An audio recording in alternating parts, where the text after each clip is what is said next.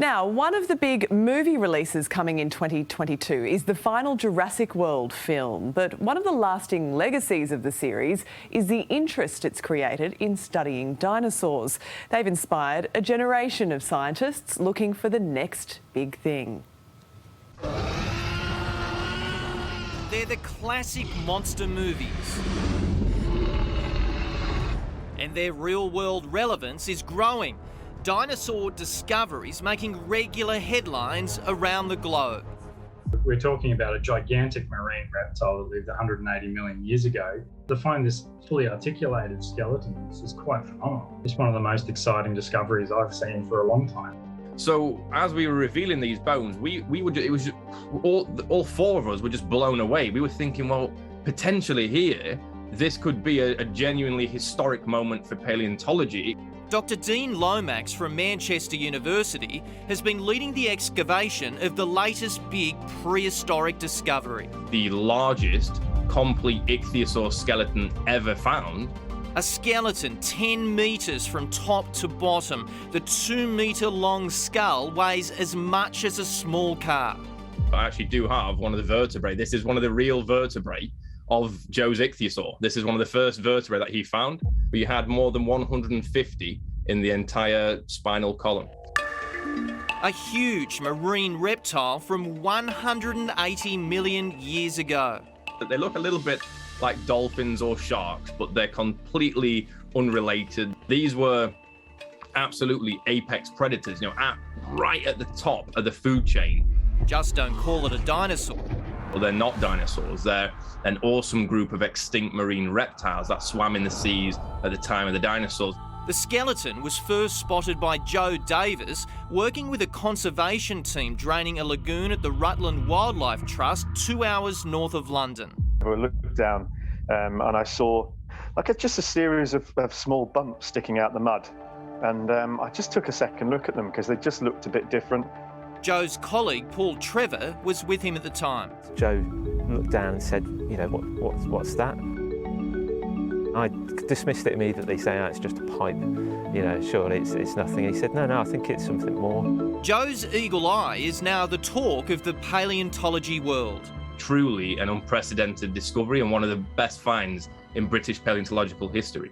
It's the latest in a long list of recent dinosaur fossil discoveries, thanks to what's being called the Steven Spielberg effect. When the master movie maker brought dinosaurs to life in Jurassic Park 30 years ago, he inspired a whole generation of future paleontologists. And now we're seeing the results. As a kid, when Jurassic Park, the original one, came out in 1993, I was only 4 years old. It definitely had some sort of impact on me, and it's influenced so many other people in paleontology. There's more paleontologists alive now than at any other point in history. There's more people alive now who are genuinely interested in dinosaurs and other fossils of prehistoric animals like ichthyosaurs or even squid-like ammonites and things like that. So you've got more eyes out there.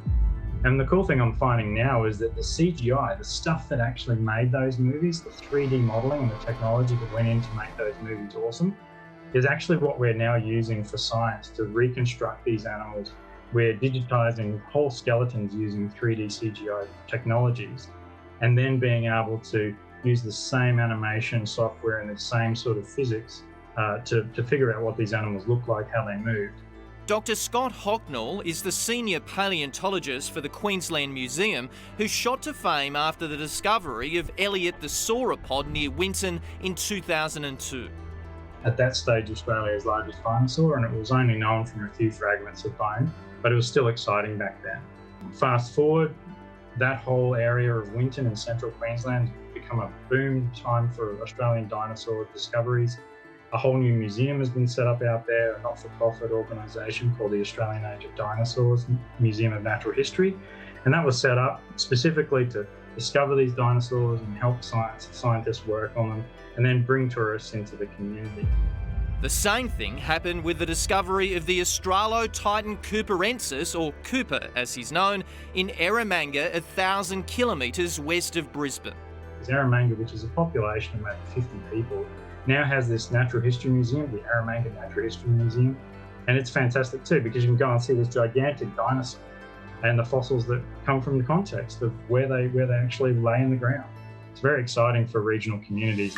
Joe has his own thoughts about what should happen to his ichthyosaur. I just really hope that it will be, it'll be displayed somewhere in Rutland in time, and just a lot of people can come and enjoy it. And by then, it might be called Joe. I think only if it's a new species, but my name will be in the history as to being the person that found it. So that's a very proud moment for me. My son has also renamed the period as the Jurassic period. So good work from my 16-year-old son. His work is done, but for the paleontologists, it's just beginning. As they look to the past, they see nothing but an exciting future. Without a doubt, we're living in a golden age of discovery for paleontology at the moment. On average, for dinosaurs, there's one new species of dinosaur being found almost every other week.